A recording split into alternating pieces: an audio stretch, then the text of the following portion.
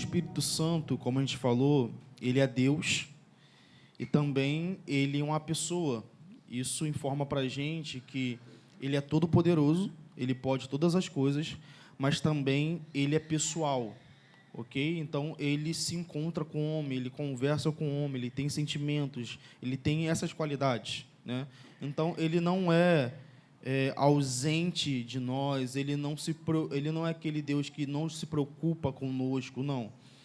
Ele é Deus e está no meio de nós. A Bíblia fala que ele é aquele que ama e está e ouve o contrito e humilde de coração. Então, ele é um Deus que se preocupa com os seus filhos. Então, o Espírito Santo é divino e pessoal.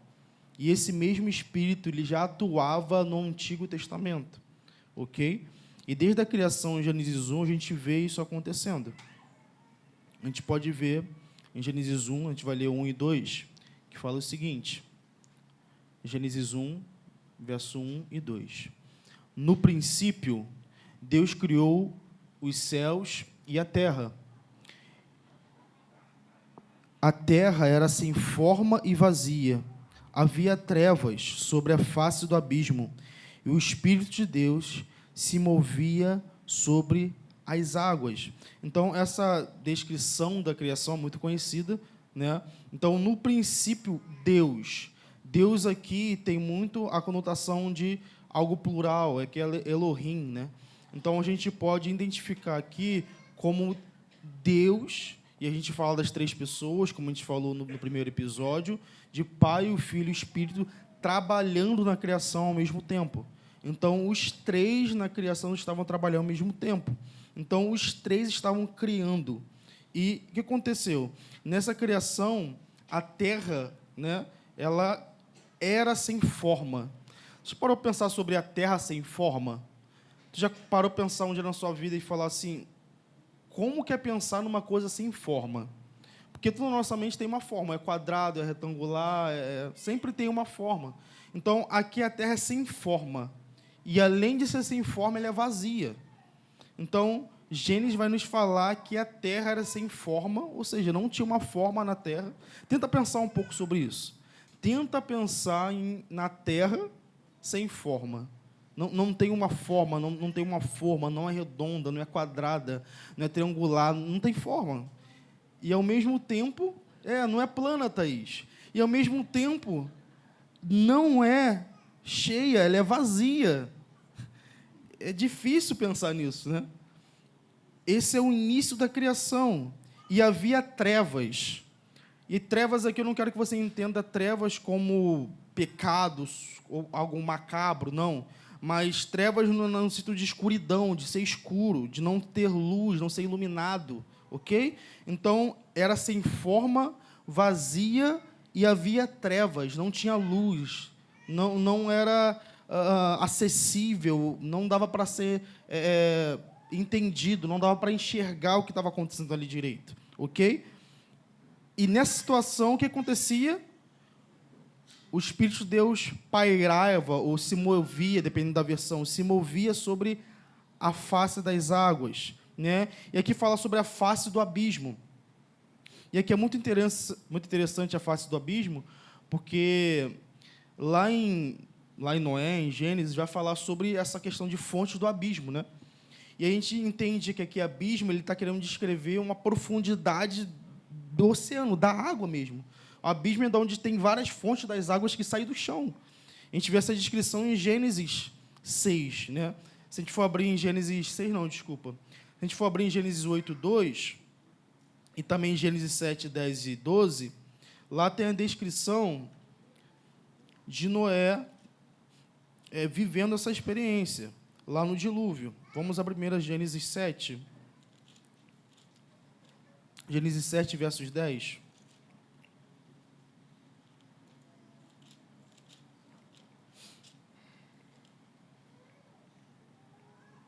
Gênesis 7, verso 10. E aconteceu que depois de 7 dias vieram sobre a terra as águas do dilúvio. No ano 600 da vida de Noé, aos 17 dias do segundo mês, esse dia romperam-se todas as fontes do grande abismo, e as comportas dos céus se abriram. E caiu chuva sobre a terra durante 40 dias e 40 noites, nesse mesmo dia. Então, ele está falando sobre romperam-se todas as fontes do grande abismo, e também as comportas dos céus foram abertas. E se a gente também for em Gênesis 8, verso 2, vai falar o seguinte: fecharam-se as fontes do abismo, e também as comportas do céu, e a chuva dos céus se deteve. Então, aqui, quando Gênesis fala sobre abismo, ele está falando literalmente sobre esse lugar que tem fonte de águas, que sai do chão, né? E também as comportas do céu. Então, em Gênesis, o Espírito estava pairando sobre as águas. Isso nos demonstra a operação, a ação do Espírito desde antes do Novo Testamento, desde antes de Jesus vir lá para os discípulos. Então, o Espírito, desde Gênesis, ele já atua na criação, ok? Então, o Espírito é presente desde antes de tudo. Então, quando nós olhamos para Gênesis, nós precisamos enxergar o Espírito trabalhando com o Pai e com o Filho. O Espírito pairando sobre as águas, desenvolvendo coisas aqui, ok? Então, a palavra diz que toda ação de Deus envolve as três pessoas da Trindade. E cada obra divina, o Pai, o Filho e o Espírito Santo estão envolvidos conjuntamente em tudo que fazem. Então, a criação foi feita pelas essas três pessoas também, inclusive o Espírito. Então, o mesmo Espírito que habita em nós é o mesmo Espírito que criou tudo sem existir nada. Ontem eu estava meditando sobre isso, eu estava meditando bem tarde, né? Acho que fui parar às 2 horas da manhã, né? Bem tarde. Foi correria ontem. E aí, eu meditando sobre esse texto, eu fiquei pensando assim, cara, como que seria criar uma coisa do nada? Porque todos nós temos ideias, e às vezes tem pessoas muito inovadoras, mas tudo que a gente pensa parte do princípio de alguma coisa que já existe, de uma coisa que já é criada. E quando você para a pensar, tipo, Deus criou algo entende? Não tinha matéria, não tinha nada. E aí o Espírito, ele cria isso. Ele cria você, ele cria a terra, ele cria o sol, ele cria tudo. Entende? Tipo assim, não tinha nada, só tinha Deus. E Deus tinha Deus. Não tinha um local geográfico, não tinha, tinha só Ele. E aí Deus cria a partir disso. Entende? Ele não pega uma areia, um pozinho, um tempero ali, criou a terra. Não tinha nada. E o Espírito criou isso, exatamente do zero. E é o mesmo Espírito que está totalmente engajado em transformar a nossa vida, que está conosco todos os dias. É o mesmo Espírito que está aqui em Gênesis falando. Então, isso é muito poderoso. Então, esse Espírito é o Espírito que dá a vida. Além de estar na criação, criando tudo, desenvolvendo tudo, pairando sobre as águas, se movendo sobre as águas, antes mesmo da criação ter uma forma plena, como a gente conhece hoje, o Espírito é o mesmo Espírito que dá a vida. Então, o que acontece? Quando a gente pergunta o que é a vida, né? Isso é uma pergunta muito filosófica. O que é a vida? O que nos faz ser vivos? É o sangue que corre em nós, é o nosso coração, é a nossa mente. O que é isso? O ser humano é muito complexo, né? A gente sabe que o ser humano não é só biológico, né? A gente tem coisas dentro de nós que são complexas de explicar tudo, né? E o Espírito é aquele que soprou a vida nas narinas de cada um de nós. Então, a gente vai ver em Gênesis 2:7, esse episódio. Gênesis 2:7. Então, o Senhor Deus formou o homem do pó da terra e lhe soprou nas narinas o fôlego de vida, e o homem se tornou uma alma vivente ou um ser vivente. Então, o Espírito Santo é o doador da vida, aquele por meio de quem Deus, o Pai, lança a sua vida sobre toda a terra. Ele não só é o doador, como também é o sustentador de toda a vida existente. Tudo que veio a existir, todos os seres humanos, tudo que tem vivo no meio de nós, tudo que frutifica, que reproduz, tudo isso tem a ver com a obra do Espírito. Toda a vida que nós conhecemos, a responsabilidade dela é do Espírito. O Espírito doa a vida. Sem o Espírito não há vida. Por isso, em Gênesis está falando que o Senhor soprou o fôlego. E aqui tem muito a conotação de ruach, que tem a ver com essa conotação de Espírito. Espírito, ar, oxigênio, tem muitos significados para essa palavra. Mas a palavra especificamente também, para Espírito, também se usa isso. Então, aqui tem a ver com o Espírito soprando sobre o homem. Se a gente for abrir em Jó 33:4, que parece que Jó ele abre um pouquinho mais dessa ideia de Gênesis 2:7. Jó 33:4.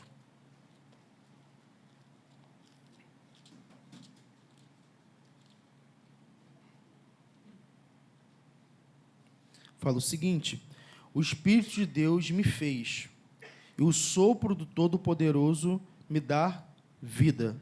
Então, Jó está falando que o Espírito de Deus fez e, ao mesmo tempo, ele deu a vida, ele soprou e deu a vida aos homens. Você parou para pensar que, mesmo que a pessoa não reconheça Deus como Senhor, e mesmo que não reconheça Deus como Deus, que Deus não existe, mesmo assim, ela é só viva porque o Espírito deu a vida a essa pessoa?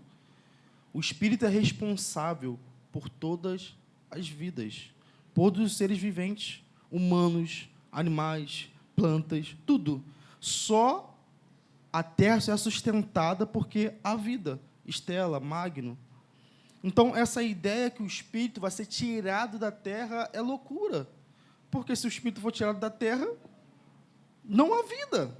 Entende? A terra não existe mais. Porque é o Espírito que sustenta o universo. Se o Espírito é retirado, tudo vai ruir.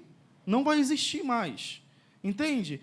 O Espírito é aquele que dá a vida e não somente doa a vida, ele sustenta a vida. Então, ele dá e sustenta. Então, por que nós, como cristãos, como filhos de Deus, nós temos que nos agarrar a essa verdade? Que Deus é aquele que dá a vida e sustenta, para que a nossa vida não seja guiada por medo do amanhã, por medo da falta, por medo da morte, entende? Porque só o Espírito doa a vida e sustenta a nossa vida. Então, em Gênesis 2:7, a gente vê o Espírito nessa ação de doar vida ao homem. E ele é o mesmo Espírito que doa e sustenta até hoje as nossas vidas. Então, a palavra para sopro, que Gênesis fala, no hebraico e grego, tem a mesma conotação de espírito, quando Deus soprou nas narinas de Adão, e se tornou uma alma vivente. E aí, o Espírito que é criador e que também sopra a vida em nós, é o mesmo Espírito lá de Atos, que a gente falou no Novo Testamento. Entende? Entender o Espírito no Antigo Testamento é entender que o Espírito tem atuado dia após dia, ano após ano, a cada folha das Escrituras. Entende? Ele não é um Deus que começou a cair no Novo Testamento. Ele está cheio, desde Gênesis operando.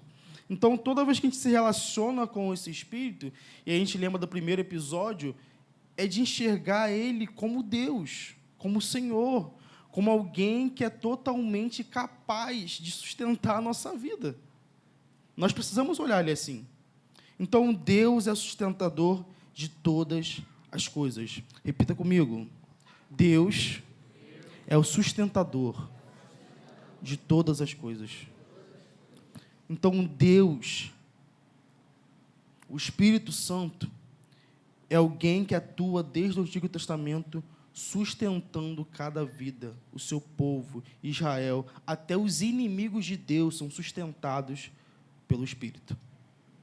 Esse é o Espírito atuando no Antigo Testamento. E aí a gente dá mais um passo para frente, e aí no Antigo Testamento tem muita coisa de atuação do Espírito. Dificilmente você vai ver escrito Espírito Santo. Tem. Isaías fala sobre esse termo, Espírito Santo. Mas aparece muito sobre o Espírito do Senhor, o Espírito de Deus. Tem muito esse termo no Antigo Testamento, né? E aí, é muito difícil no Antigo Testamento essa revelação de você separar, né, o Espírito do Pai, porque é tão entrelaçado o contexto que acontece no Antigo Testamento que você não consegue, tipo assim, não, agora é o Espírito, agora é Deus. Você tem que ter uma visão muito clara da Trindade para isso. Mas é possível ver o Espírito atuando no contexto de tudo. Quem lembra de Ezequiel? Né? Ezequiel, o contexto de Ezequiel é incrível, porque o Espírito atua em Ezequiel, e Ezequiel fala que o Espírito coloca ele de pé, pega ele pela cabeça, move ele para outro lugar. Então, o Espírito fazendo coisas com Ezequiel que é absurdo. Tu fala assim, caraca, eu nunca vivi isso. Mas o Espírito é capaz de fazer isso.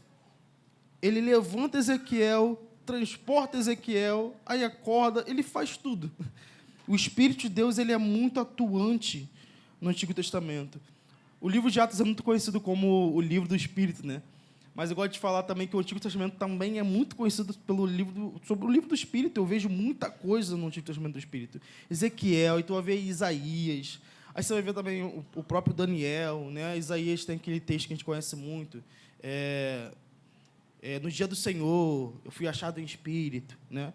Isso é incrível. Então, o Espírito, a todo momento, no Antigo Testamento, se revelando como alguém que está no meio do povo, doando e sustentando. E aí tem um terceiro tema que a gente vai abordar, que tem a ver com o Espírito Santo e a providência. Temos a ideia que o Pai, ele gera o Filho, o Filho ordena e o Espírito sustenta todas as coisas. A Bíblia sempre vai retratar o Pai como a origem de todas as coisas. Então, a Bíblia sempre vai falar que o Pai é da onde sai a origem de todas as coisas. A Bíblia retrata assim. E o Filho como quem ordena. A gente vê muito, tipo assim, por meio do Filho, todas as coisas foram criadas, né? E é dele. Por ele criar, é dele. Ele criou para ele mesmo. Então, a palavra que dá a estrutura, o pensamento de Deus, ou seja, ele é a sabedoria de Deus atuando como guia no estabelecimento das estruturas da criação. Esse é o Filho. E o Espírito Santo como quem mantém a vida de todas as coisas, sustentando e preservando tudo que foi criado. Concluímos, então, que há uma ordem perfeita envolvendo cada um dos membros da Trindade. Então, a gente consegue enxergar a providência do Espírito. Como? Em que quesito essa providência? Você consegue enxergar que quando as nuvens começam a escurecer, provavelmente vai chover, ok? Mas precisa entender que não é porque a nuvem escurece que vai chover, mas porque o Espírito falou que vai chover, entende? O Espírito que providencia essas coisas, é a providência do Espírito. Se Deus vai mandar, fala, vai ter chuva, vai ter chuva. Não vai ter chuva, não vai ter chuva, porque tem a ver com a providência divina, ok? O Espírito que ordena as coisas, sustenta a criação, dá vida às coisas. Então, por mais que isso é correto, as nuvens vão se juntar, vai escurecer, vai ter chuva, isso é correto. Mas se Deus não dá a chuva, não irá chover. Isso tem a ver com providência divina. Então, continuando, em Atos, vamos abrir em Atos 17, na verdade, não abrir, olha ali, Atos 17, verso 24.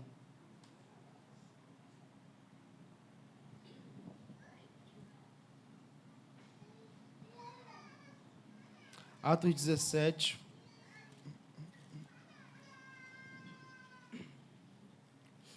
verso 24.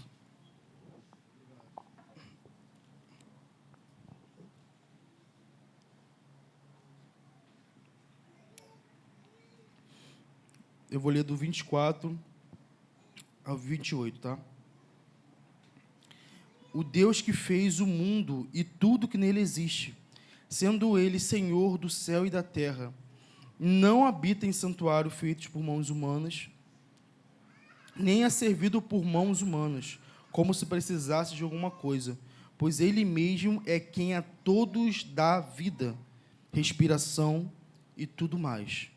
De um só homem fez todas as nações para habitarem sobre a face da terra, havendo fixado os tempos previamente estabelecidos e os limites da sua habitação. Então, o Espírito, Deus, ele cria tudo e ele coloca limitações para cada coisa estabelecida. Então, a criação é totalmente ordenada e sustentada, organizada pelo Espírito.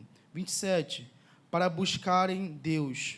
Se porventura, tateando, possam achar, ainda que não esteja longe de cada um de nós. E o 28, Paulo fala o seguinte: pois nele vivemos, nos movemos e existimos, como alguns dos poetas e vocês disseram, porque dele também somos geração.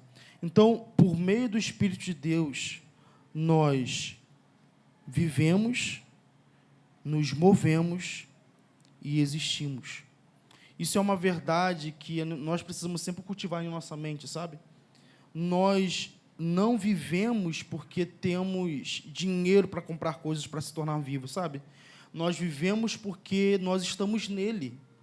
Nós estamos nele, por isso nós vivemos. E nós nos movemos. Não porque nós temos pernas, temos capacidade, temos carros, motos ou coisas para nos movermos. Não, porque nos movemos porque estamos nele. Ele nos dá essa habilidade de viver, essa habilidade de nos movermos. E, além disso, de existirmos. Você já parou de pensar que você só existe porque o Espírito de Deus te fez, te deu vida, te deu fôlego, te sustenta? O Espírito de Deus te fez, te deu fôlego, te sustenta, e por isso você existe. Nós não temos capacidade em nós mesmos de alta existência, de alto sustento, de alta vida. O Espírito de Deus que faz isso em cada um de nós. E Paulo fala, nele vivemos, nos movemos e existimos. E a providência de Deus faz essas coisas. Ele nos provê vida. Então, Deus preserva todos os elementos existentes da terra. O Espírito faz isso. Então, toda vez agora que você passar na rua e ver uma árvore, então, o Espírito sustenta essa árvore. Toda vez que você passar no mar, na praia, então, o Espírito sustenta isso. Por isso, em Salmos, vai falar sobre as águas baterem palmas, os mares louvarem. Por quê? Porque é o Espírito que sustenta. A criação, os mares reconhecem o poder que há nele. O poder que há no Espírito Santo, que sustenta todas as coisas. E nós precisamos reconhecer isso também. O Espírito Santo que atua no Antigo Testamento, que tem sustentado tudo até hoje. Entenda, o mundo nunca será destruído, porque o Espírito nunca será retirado. Então, por mais que a gente fique alarmado, por mais que teve o dilúvio em Noé, por mais que teve várias coisas no Antigo Testamento, o Senhor vai sempre sustentar a sua criação. E nós podemos ter confiança nisso, certeza nisso. Então, por meio da sua providência, Deus preserva, coopera e governa o universo. Não existem eventos aleatórios ou imprevistos. Cada aspecto da criação inanimada dos animais, dos eventos mundiais, assim como toda a vida pessoal, está coberto pela providência divina. Então, não existe nada ao nosso redor e dentro de nós que não seja sustentada pelo Espírito. O Espírito é aquele que providencia todas as coisas. Eu não sei se você é uma figura que sempre tem que providenciar as coisas, né? Eu conheço uma pessoa do nosso meio chamada Rafael, que ele é sempre meu provedor no trabalho. Eu tenho que sempre perturbar ele para prover as coisas. Mas o Rafael, né, assim como cada um de nós, né, esse dia deixou o celular cair. E aí a comunicação ficou ruim. Só que com o Espírito não existe isso. A providência do Espírito nunca vai, entende? Nunca vai ser falha.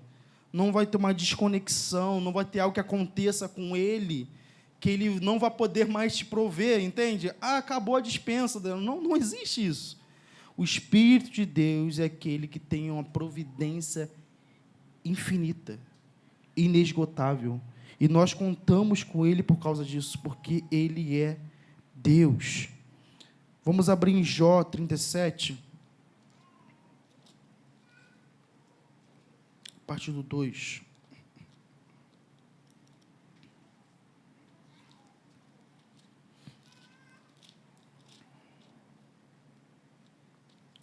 Jó 37, verso 2.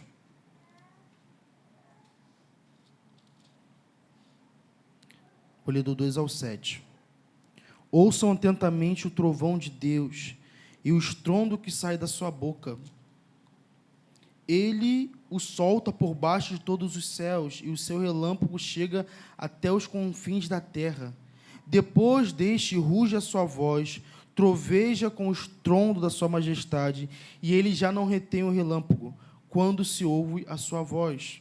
Com a sua voz, Deus troveja maravilhosamente. Ele faz grandes coisas que nós não compreendemos.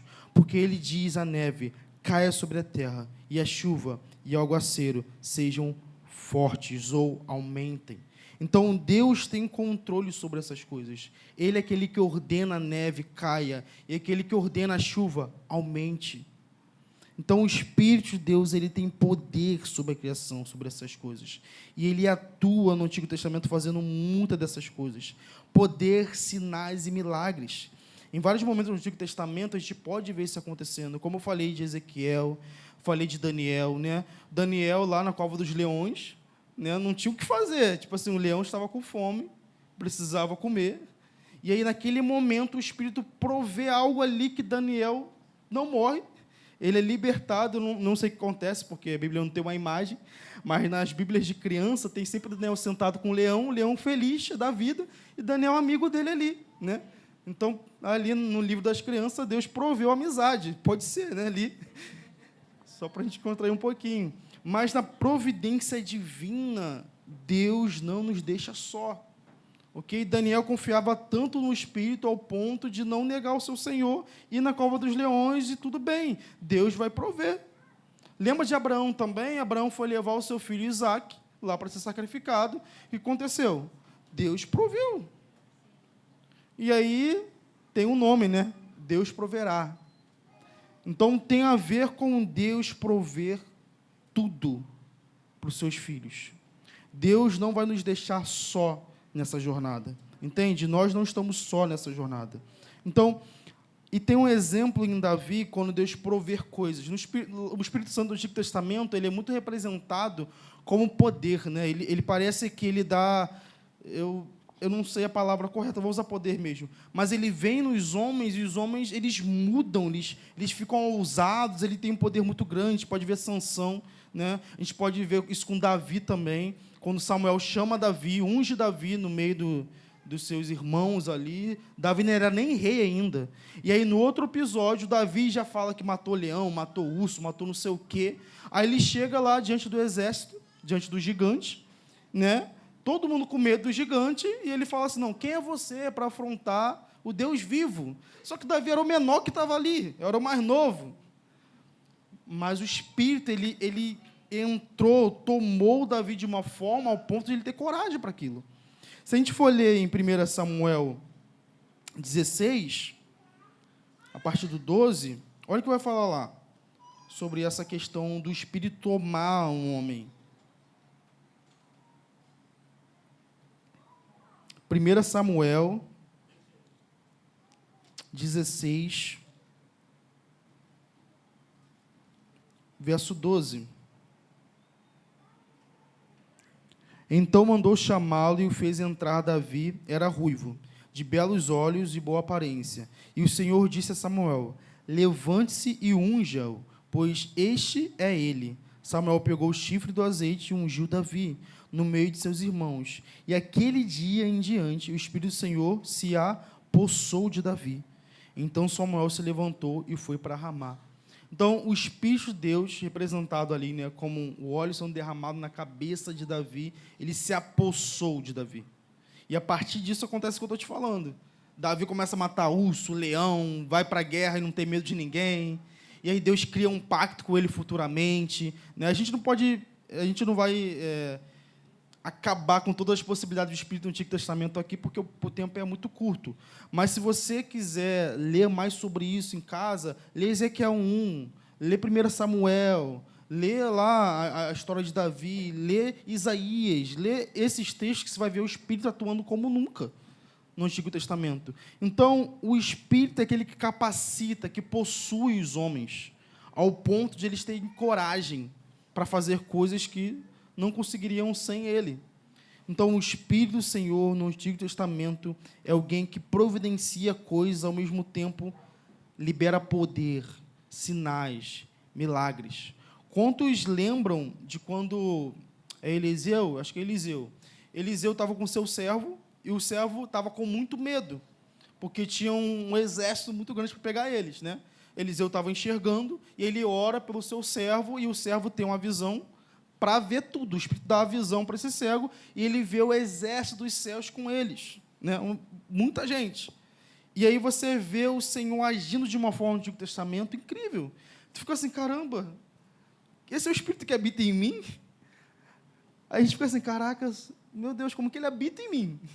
Como que o Espírito desse tamanho, que destrói exércitos enormes, que tem muito poder, que se ele tirar o fôlego de vida de um homem, esse homem morre, é o mesmo Espírito que diariamente eu nem converso. Cara, isso é incrível. O Espírito de Deus é alguém que habita em nós, que temiam no Antigo Testamento o poder dele, a ação dele. E você vai ver também no livro de Juízes, muita coisa acontecendo. No livro de Juízes é o Espírito possuindo cada juiz e trazendo juízo sobre a terra.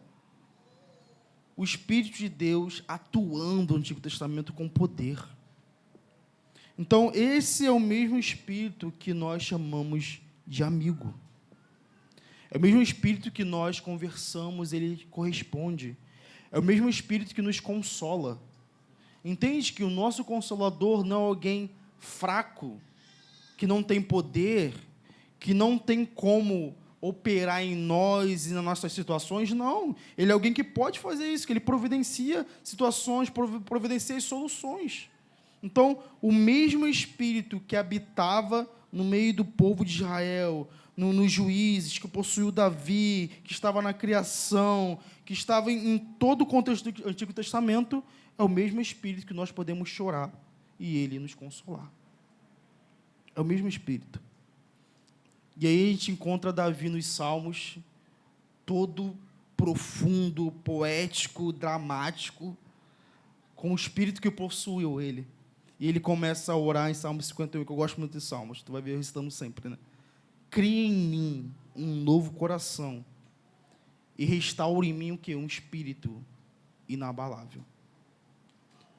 Isso parece até Novo Testamento, né? Porque é tão interior, né? Porque o Novo Testamento tem muito esse negócio de mente, de interior, de coração. E quando você vê alguém do Antigo Testamento, que é uma coisa mais arcaica, uma coisa mais bruta, falando, cria em mim, Senhor, um novo coração e restaure em mim um espírito inabalável, um espírito reto. Então, nós precisamos olhar para o Antigo Testamento e entender que o Espírito atua no Antigo Testamento. É o mesmo Espírito que atua no Novo Testamento. E é o mesmo Espírito que atua em nós, como igreja. É o mesmo Espírito que nós pedimos para o avivamento e ele será derramado. E nós precisamos entender sobre esses sinais, sobre os aspectos que acontecem, para que a gente entenda que o Espírito que nós amamos, que nós chamamos, é o mesmo Espírito que estava lá em Gênesis, lá com Davi, lá com os profetas. Hoje, a ideia era mais você enxergar que no Antigo Testamento, o Espírito Santo, ele era ativo, ele tinha uma ação viva na Bíblia. Entende? Então, eu queria te desafiar, quando chegar em casa ou na semana, bota no teu celular, Espírito, e bota lá, buscar no Antigo Testamento. E quando você chegar em casa, você anota todas as referências. E você lê todas as referências. Que você vai ter um panorama geral de tudo que o Espírito faz no Antigo Testamento. Eu queria fazer isso aqui, mas eu não tenho tempo para fazer isso. E vocês também iam dormir, com certeza. Mas o Espírito Santo é alguém que nós precisamos ter atenção. Como eu falei, de não só pedir poder e usá-lo, mas de conhecê-lo.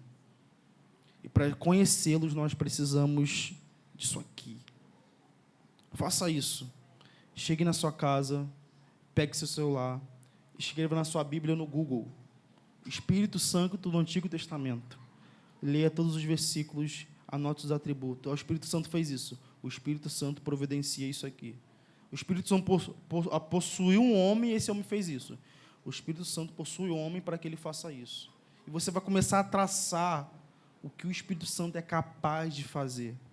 E é o mesmo Espírito que nós buscamos hoje aqui na Zelo. Eu queria terminar essa palavra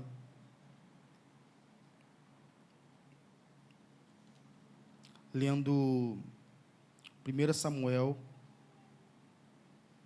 17.